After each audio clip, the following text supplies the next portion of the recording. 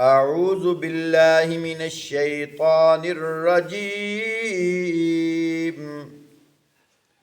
بسم اللہ الرحمن الرحیم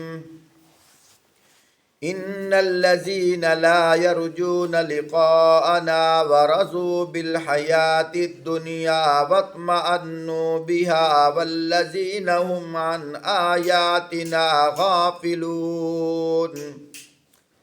فرمایا حقیقت یہ ہے کہ جو لوگ ہم سے ملنے کی امید نہیں رکھتے اور دنیا کی زندگی ہی پر راضی اور مطمئن ہو گئے ہیں، جو لوگ ہماری نشانیوں سے غافل ہیں، اولئک مأواہم النار بما کانوا یکسبون۔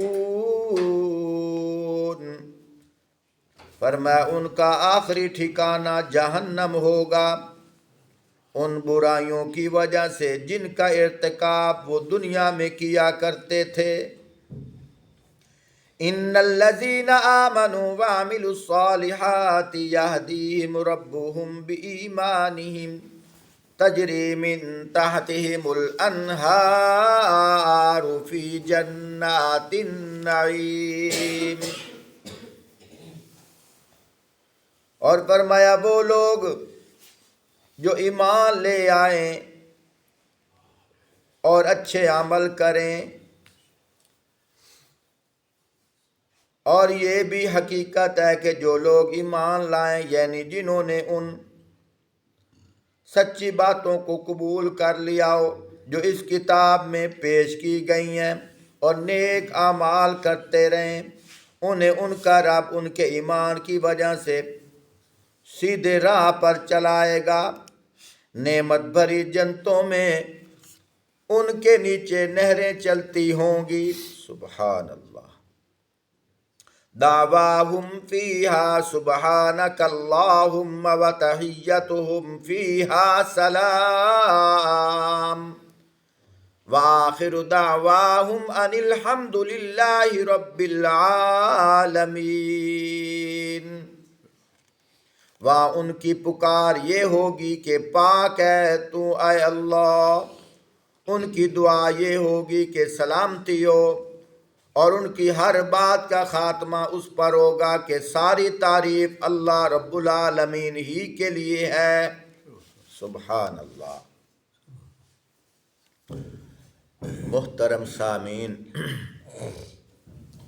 ان آیات کا ترجمہ کرنے کے بعد مفہوم کے پیش کرنے سے پہلے آپ صلی اللہ علیہ وآلہ وسلم کی ایک حدیث مبارکہ ہے، اس کا مفہوم عرض خدمت کرتا ہوں۔ آپ صلی اللہ علیہ وآلہ وسلم نے فرمایا، جب جنت کے باغوں سے چلو تو خوب سبحان اللہ، جب جنت کے باغوں سے چلو تو خوب چرا کرو۔ صحابہ نے عرض کی، یا رسول اللہ صلی اللہ علیہ وسلم، جنت کے باغ کہاں ہیں؟ میرا تصور انہوں نے پوچھا ہوگا، یا رسول اللہ صلی اللہ علیہ وسلم، جنت تو یہاں ہے نہیں، دنیا میں جنت نہیں ہے، تو ہم چلتے کہاں ہیں؟ دنیا میں، سرزمین پہ چلتے ہیں، تو جنت تو ہے نہیں، ہم کیسے چلیں اور خوب چریں، کیسے وہاں گزریں؟ آپ صلی اللہ علیہ وآلہ وسلم نے فرمایا، جو امر بالمعروف نہی عن المنکر، ذکر اللہ، عبادت اللہ، یہ جو حلقے ہیں، مفہوم اس طرح، یہ جو حلقے ہیں، فرمایا یہی تو جنت کے باغ ہیں۔ سبحان اللہ، یہی تو جنت کے باغ ہیں۔ ایک اور بات کرتا جاؤں، ایک عورت نے اپنے بیٹے سے کہا، بیٹا سردی بہت لگ رہی ہے، جاؤ میرے لیے کہیں سے آگ لے آؤ۔ امی کہاں سے لے آؤں؟ کہا بیٹا پڑوسیوں سے پتہ کر۔ کچھ دیر کے بعد آیا، امی پڑوسیوں کے ہاں آگ نہیں ہے۔ کہا اچھا اپنے چچا کے گھر پتہ کر، امی وہاں بھی نہیں ہے۔ چلو خالہ کے گھر پتہ کر، امی وہاں بھی نہیں ہے۔ امی غصے میں آئی، کیا کہنے لگی؟ بیٹا مجھے آگ چاہیے چاہے جہنم سے لے کے آ۔ اللہ بیٹا کیا کہتا ہے؟ اس کے 3 دن جماعت کے ساتھ لگے ہوں گے نا۔ کہنے لگا امی جہنم میں بھی آگ نہیں ہے۔ جہنم میں آگ نہیں ہے؟ کہا نہیں ہے۔ کہا کہ میں نے تو سنا ہے جہنم کے بڑے بڑے انگارے ہوں گے۔ عرض کی امی جہنم میں بھی آگ نہیں ہے، یہی دنیا سے لے کر جانی ہے، یہی دنیا سے۔ آپ صلی اللہ علیہ وآلہ وسلم نے ارشاد فرمایا، جس کا مفہوم یہ ہے، فرمایا جنت ایک چٹیل میدان ہے۔ اگر جہنم کے اندر آگ نہیں ہے تو جنت کے اندر باغ بھی نہیں ہے۔ سمجھ آئی نا؟ اگر جہنم کے اندر آگ نہیں ہے تو جنت کے اندر باغ بھی نہیں ہے، کچھ بھی نہیں ہے۔ آپ صلی اللہ علیہ وآلہ وسلم خود فرما رہے ہیں، فرمایا جنت ایک چٹیل میدان ہے۔ فرمایا جب تم یہاں دنیا میں نیک عمل کرتے ہو، مثال کے طور پر تم اللہ کا ذکر کرتے ہو، تم کہتے ہو سبحان اللہ، الحمدللہ، اللہ اکبر، لا الہ الا اللہ، لا حول ولا قوت الا باللہ، سبحان اللہ وبحمدہ، سبحان اللہ العظیم، یعنی اللہ کا ذکر کرتے ہو یا جو بھی نیک عمل کرتے ہو، فرمایا اللہ اس کے بدلے جنت میں تمہارے لیے پھلدار درخت لگا دیتے ہیں۔ اللہ اس کے بدلے جنت کے اندر کمرے لگا دیتے ہیں، جس کی ایک اینٹ سونے کی ہے، ایک اینٹ چاندی کی ہے، مشکمبر کستوری اس کا گارا ہے۔ جنت کے اندر نہریں چلا دیتے ہیں، جو پھلدار درخت ہوگا، فرمایا اتنی بڑی اس کی، اتنا بڑا ہوگا، اتنی لمبائی ہوگی، 500 سال عربی نسل کا گھوڑا دوڑتا رہے اس کا سایہ ختم نہیں ہوگا۔ کیا کرنے سے؟ سبحان اللہ کہنے سے۔ آپ صلی اللہ علیہ وآلہ وسلم نے فرمایا ذکر اللہ، اللہ کے ذکر کے حلقے ہی جنت کے باغ ہیں۔ میں ان لوگوں پہ حیران ہوں، جب کہا جاتا ہے نا سبحان اللہ کہو تو لوگ اعتراض کرتے ہیں، حالانکہ ہم ان کے لیے فائدہ سوچتے ہیں کہ سبحان اللہ کہنے سے ایک تو ایمان تازہ ہوتا ہے، دوسرا تمہارے سبحان اللہ کہنے سے جنت کے اندر تمہارے نام کے درخت لگ جاتے ہیں۔ میں آگے تشریح میں کچھ بتاؤں گا، لیکن ابھی تمہید کی باتیں کر رہا ہوں، جو کچھ میں نے پڑھا ہے سبحان اللہ۔ اور یہ کیا ہے؟ جنت کے باغ ہیں۔ اس لیے فرمایا یہ جو مسجد ہے یہ کیا ہے؟ اللہ کا گھر ہے، جنت ہے، اس کو جنت کہا گیا ہے۔ اور تجربہ کر کے دیکھو، امی کی گود میں اتنا سکون نہیں ملتا جتنا اللہ کے گھر میں سکون ملتا ہے۔ آپ کہو گے قاری صاحب آپ کی بات ہم نہیں مانیں گے، کیوں؟ کچھ ایسے لوگ بھی ہیں جن کو مسجد میں سکون نہیں ملتا۔ میرے بھائی تو ٹھیک کہہ رہا ہے، تو یہاں ایک بات کرتا جاؤں پھر تمہیں سمجھ آئے گی۔ ایک شخص آیا فاروق اعظم رضی اللہ تعالیٰ عنہ کے پاس، کہنے لگا فلاں شخص نے میرے ساتھ فراڈ کیا ہے، مجھے دھوکہ دیا ہے۔ فاروق اعظم رضی اللہ تعالیٰ عنہ نے فرمایا اس نے تیرے ساتھ فراڈ نہیں کیا۔ عرض کی یا امیر المومنین، آپ کیسے بتا رہے ہیں؟ میں کہہ رہا ہوں اس نے دھوکہ کیا ہے، آپ کہہ رہے ہیں اس نے نہیں کیا۔ آپ رضی اللہ تعالیٰ عنہ فرمانے لگے میں تیری بات مانوں یا حضور کی بات مانوں صلی اللہ علیہ وسلم؟ کہنے لگا وہ کیسے؟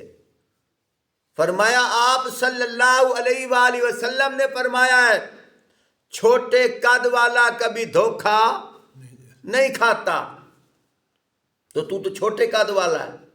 آگے سے ہنس پڑا، کہنے لگا ہاں ٹھیک ہے، آپ صلی اللہ علیہ وآلہ وسلم نے بھی ٹھیک فرمایا ہے، لیکن جس نے مجھے دھوکہ دیا ہے وہ مجھ سے بھی چھوٹے قد والا تھا۔ سمجھ آ گئی؟ تو میری بات کرنے کا مقصد یہ ہے، میں نے ایک مثال دی ہے کہ آپ صلی اللہ علیہ وآلہ وسلم نے فرمایا کہ مسجد کیا ہے؟ جنت ہے، اس میں سکون ہے۔ اور لوگ کیا کہتے ہیں کہ کچھ ایسے لوگ بھی ہیں جن کو مسجد میں سکون نہیں ملتا۔ تو مجھے کہنے دو، آپ بھی ٹھیک کہہ رہے ہو، آپ بھی ٹھیک کہہ رہے ہو، لیکن اس میں بھی حضور نے فرمایا ہے، اس نے بھی حضور نے فرمایا ہے۔ وہ کیا فرمایا؟ فرمایا منافق کو مسجد میں بھی سکون نہیں ملتا،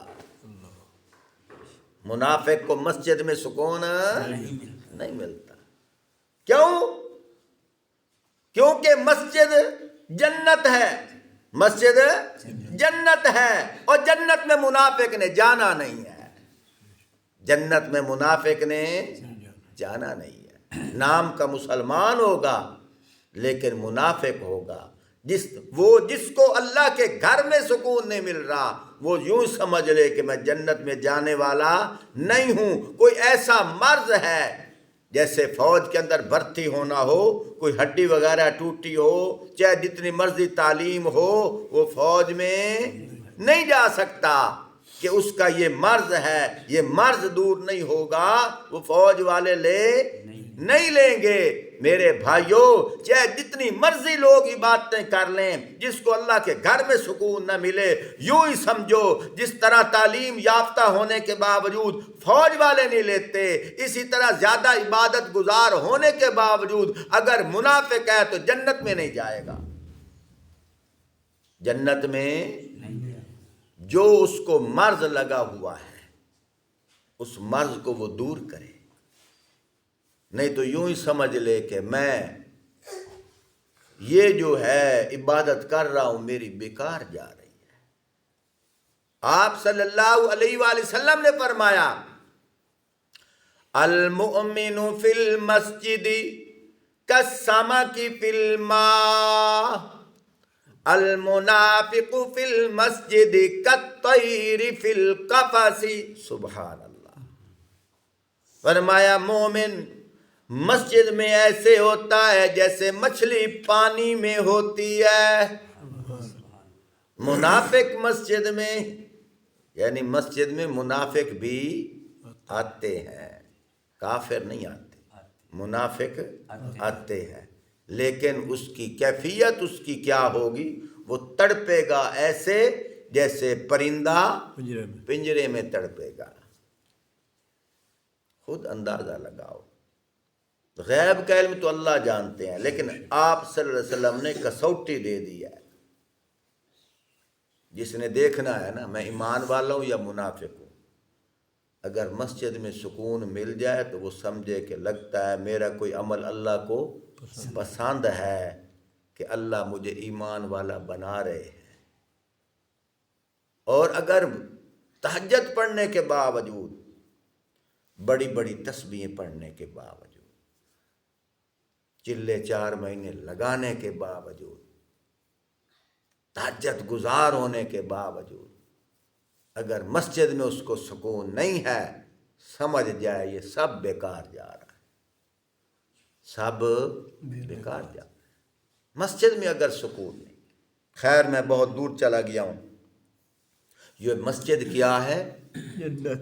سبحان اللہ، جنت کے باغ ہیں، جنت کے حلقے ہیں، اور فرمایا خوب چرو۔ توجہ کیجیے، آگے اللہ پاک کیا فرما رہے ہیں؟ سبحان اللہ، فرمایا جنت کے اندر جب جنتی بیٹھے ہوں گے، جس طرح ہم ہوٹل پہ جاتے ہیں، ہم ویٹر کو بلاتے ہیں تو گلاس مارتے ہیں یا کوئی چیز ٹیبل پہ مارتے ہیں، وہ آواز سنتا ہے، آتا ہے، جی حکم کیا ہے جی۔ تو جنت کے اندر یہ کام نہیں کرنا۔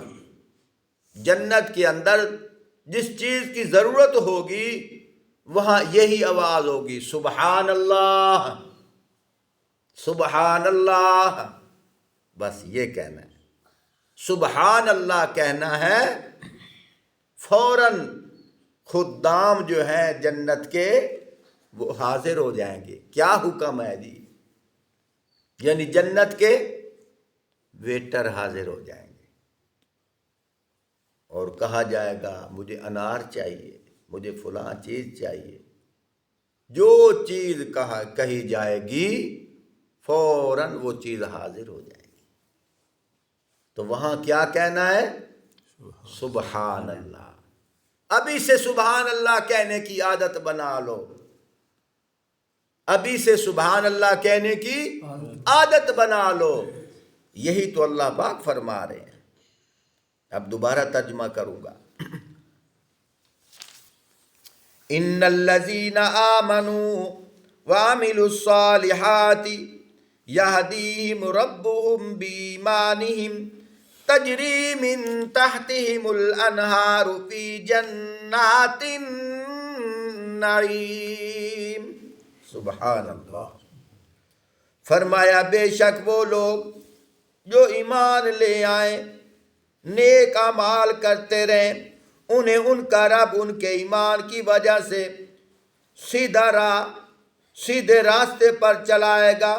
نعمت بھری جنتوں میں ان کے نیچے نہریں چلتی ہوں گی۔ دعواہم فیہا سبحانک اللہم وَتَحِيَّتُهُمْ فِيهَا سَلَامٌ وَآخِرُ دَعْوَاهُمْ أَنِ الْحَمْدُ لِلَّهِ رَبِّ الْعَالَمِينَ۔ فرمایا وہاں ان کی پکار،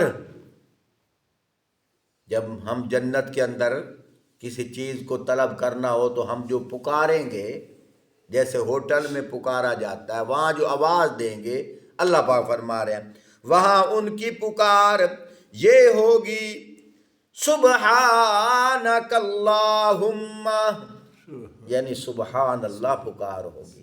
اب معنی کر رہا ہوں، پاک ہے تو اے اللہ، اور ان کی دعا یہ ہوگی، سلامتی ہو، ان کی ہر بات کا خاتمہ اس پر ہوگا کہ ساری تعریف اللہ رب العالمین کے لیے ہے۔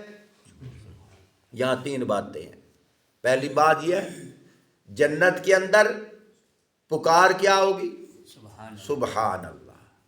اور جب جنتی جنت کو ملے گا تو وہاں کیا کہا جائے گا؟ السلام علیکم۔ کیا کہا جائے گا؟ تو فرمایا سلام پھیلا دو۔